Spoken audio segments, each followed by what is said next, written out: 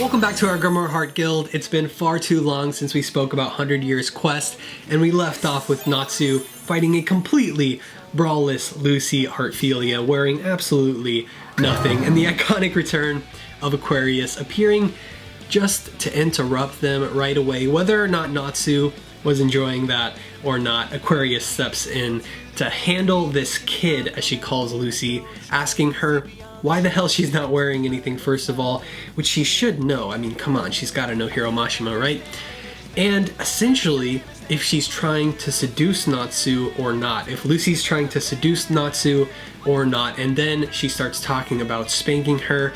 So we're in for one hell of a hot chapter, I have to say. But first, I have some extremely sick stuff from Japan, as always, to share with you guys, so let's check that out. You've seen Anime Collectables' Hiro Mashima designed official Fairy Tail Natsu Dragoneel collection on the channel already. Some of the most beautiful, traditional, custom, handmade anime pieces in Japan, but I've been saving a few of my personal favorites for the channel, and I'm so excited right now to finally open these for you guys. This time, I'm kicking things off with the best of the best. The Paulownia boxes for all of these items are just so beautifully done and so well packaged. Now, this was a key visual for, I believe, the final season of the anime, so to see it printed using fine textiles on traditional Japanese washi paper is absolutely insane. This is another Kakejiku traditional Japanese painting style hanging scroll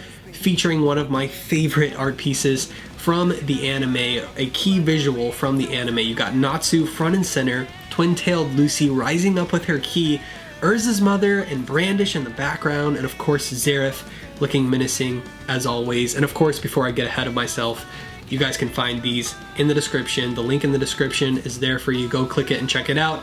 Like, these are made by real Japanese craftspeople with fabrics from Kyoto called Kireji. And as I've told you all before, the process for reproducing Buddhist paintings on the highest quality textiles was used to make these fairy tale pieces. I mean, I cannot believe that so much time and effort was put into Mashima's work, into Fairy Tail, for the final anime season before 100 Years Quest.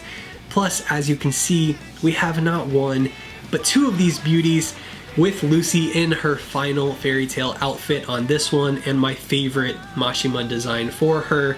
You all know I have a huge poster of Lucy in that design already hanging up in my room, and this is another key visual for that final season of Fairy Tail before we got 100 Years Quest. I mean, these are so detailed with this printing process that you just can't see it on video. It just looks so perfect, and the packaging, all of it is absolutely gorgeous from Japan. I hope for those of you who love FT, you can pick up one of these and see them in person. You can check out not only these, but all the other Anime Collectables merch over on animecollectables.jp. Everything is straight, insanely high quality from Japan, and you can view the site in English as well, so they take care of all the shipping safely and fast. Plus, until the 22nd, they're having a Fairy Tail promotion that you guys can go check out with the link in the description. These are, again, custom handmade for you. They're not just sitting somewhere waiting to be shipped out. They're custom handmade for you guys. So I can't imagine they will spend so much more time and effort making them for that much longer. I would grab these before they're gone if you really want one. They have a ton of cool items on the site, but I definitely recommend these scrolls. They're super sick. Again, that link's in the description. You guys can go check it out. Anyways, back to Aquarius. I love this cover page with the throwback to Lucy in her OG Fairy Tail outfit. She's completely drenched, soaking wet, standing behind a smug Aquarius on the cover page, who epically appears in this chapter, by the way, alongside Lucy, still in her Nura Onna Wet Woman design from Japanese folklore that we were talking about in the last video, and the battle begins. They just go at it and start smacking each other, but in the end, it's Aquarius who hugs Lucy, gives her a big ol' hug. Bustiful, I mean beautiful shot, I must say, and I love how Aquarius uses Lucy's love for Natsu to snap her out of that witchcraft. we get a ton of throwbacks to beautifully drawn Lucy and Aquarius moments that we've had throughout the years. It absolutely makes me want to go pull some volumes out of my collection on that shelf over there and just start reading again, because I love seeing Hiro Mashima's old artwork. And why I love Fairy Tail so much, Hiro Mashima's artwork I've always thought is absolutely beautiful. The story, you know, sometimes it can be generic and drawn out and whatever and funny, and I think that's the way it's supposed to be. You know, it's not supposed to be super in-depth and intense, and I've always been okay with that. That's not why I'm reading Fairy Tail. I'm reading it for Hiro Mashima's beautiful artwork. So that absolutely makes me want to go read the old volumes again. Now, I love the emotional moment when she actually comes back to her senses though, but there's the fan service we were looking for right there.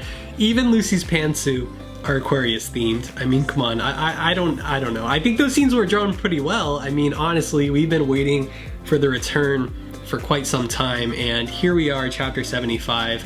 Lucy meeting Aquarius again. Let me know in the comments if all of that lived up to your expectations. Plus, we get a little scene of Natsu talking to Aquarius, which I feel like almost has never happened in this series. They rarely speak to each other. Then we're on to story progression. After that, Lucy and Aquarius decide to team up for old time's sake. And this chapter gets set back up for Greige versus Wendy, which we will get into next video. Absolutely so much has happened in 100 Years Quest since we've talked about it. The story is all over the place now, plus that Eden's Zero anime drop that we've been talking about over on Twitter and Instagram at @soul_animation. If you're not following me there, I know we're all hoping for a 100 Years Quest anime announcement sometime in 2021. Maybe it'll happen with this EZ drop. Let's see how well Eden Zero does in Japan. I wonder how the numbers are doing right now. If you all want to see 100 Years Quest animated, let me know in the comments. As always, the more we hype up this series, the bigger chance of an anime return, I'd say. I don't know if it's as big as it was anymore. But again, check out Anime Collectables. I'm super excited to hang up some of their pieces. I wish I had more space in my office here to do it, but I'm sure I'll find a place. Keep on supporting FT, and I think they will keep up 100 Years Quest for the fans, for you guys. So we'll see what happens. Of course, subscribe, join the guild, drop a like for me, and I'll see you guys soon in the next chapter. Peace.